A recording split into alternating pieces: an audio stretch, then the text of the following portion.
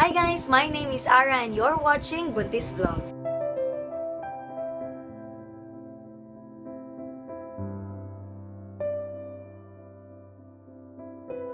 I'm going to share with you the OB package rate of San Pedro Hospital, the hospital where I am planning to give birth in December, hopefully.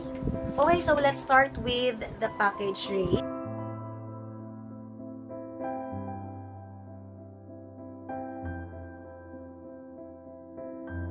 Para sa mga hindi nakakaalam, itong spinal tsaka epidural, ano yan, parang mga anesthesia to let you feel less pain to no pain. Yun yung mga nababasa ko. Pero sabi nila, may mga nababasa rin kasi ako na parang hindi daw effective yung epidural kasi may mafe-feel ka rin na pa rin na pain na hindi less pain but extreme pain pa rin. Ewan ko, siguro depende lang din yun sa hospital. Pero yung nakasulat dito, yun nga, 29,400 yung epidural. Yung epidural kasi, i-inject yan dun sa spine mo, sa likod, para mag-numb yung lower body part mo. So, yun. So, next, guidelines. Ito. Para sa employed, of course, kailangan ng referral na attending physician, na pumapayag siya na mag-apply ka ng package. Tapos, certificate of employment and compensation, 1 month pay slip ng patient tsaka ng husband. Tapos, light and water bills under the name of the patient, filled up AMRAF from the attending physician. Ito yung AMRAF. Oo nga. Antepartum maternal risk assessment form. So, kailangan itong i-fill up ng OB mo.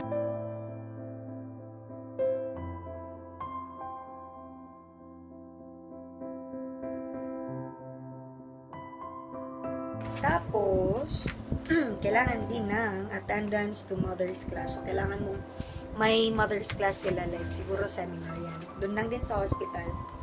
Schedule of mother's class every 2nd and 4th Saturday of the month. Every 1 p.m.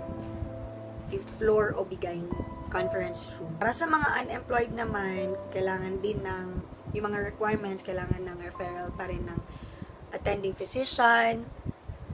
Tapos, kailangan din ng affidavit of financial support from partner, guardian, or parents, affidavit of income, or affidavit of no income, tapos filled up AMRAF from attending physician, attendance to mother's kasali rin sa OB package guidelines, yung room accommodation. They have two options, yung non-aircon ward, tapos yung aircon ward. If the assigned room is not available, patient can opt to stay in the next higher accommodation but will pay the difference of the upgraded room accommodation. As soon as the assigned room is available, patient will be transferred to room designated for package patients. If you also want daw na magpa-induce, 48 hours allowed time for induction. Beyond 48 hours of induction but within 5 days, additional fee, of course, may mga charges na sila, and professional fee, which is 500 pesos per day. If undelivered after 5 days stay in the labor room, patients will be dropped from the package. And then, for the cesarean section, may 2 types din sila of incision.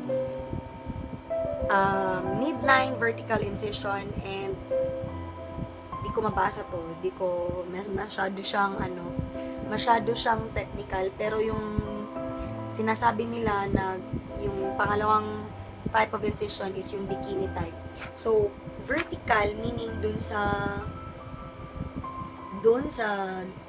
abdomen mo, lower abdomen mo, vertical, or bikini type. Mas mahal daw yung bikini type kaysa sa vertical. Yun yung sabi sa akin. So, yun lang guys. Yun lang yung laman ng vlog na to. Nagbasa lang ako ng package rate ng San Pedro Hospital. Pinili ko sa San Pedro Hospital because mas convenient siya kasi doon nagtatrabaho yung mother-in-law ko, and previously doon din nagtrabaho si B-boy. So, yun yung gusto nila na doon na lang daw mga anak. So, okay, go. Okay lang naman ako kahit saan. As long as safe and normal delivery. Normal talaga yung gusto ko. So, I am really, really praying to parang maging okay na ako. Tsaka para maka-exercise na, maka-walking na soon para for a normal delivery. Pag may mga suggestions din kayo, di ko kasi alam yung package rate ng ibang hospital, if they are much cheaper than this one or they are more expensive. If you want to share your experience, especially dun sa mga mommies, if possible, baka pwede nyo i-comment yung experience nyo down below, or pwede nyo rin akong i-PM, padalhan ng private message sa Instagram. Wag lang sa Facebook kasi wala na talaga ako messenger. Tsaka hindi ko na siya na-open regularly unlike before. So, yun. And pwede rin pala sa Twitter. May Twitter account din po pala ako. Thank you so much guys for hanging around. Please like, subscribe, and comment down below. Thank you so much. God bless and to God be the glory.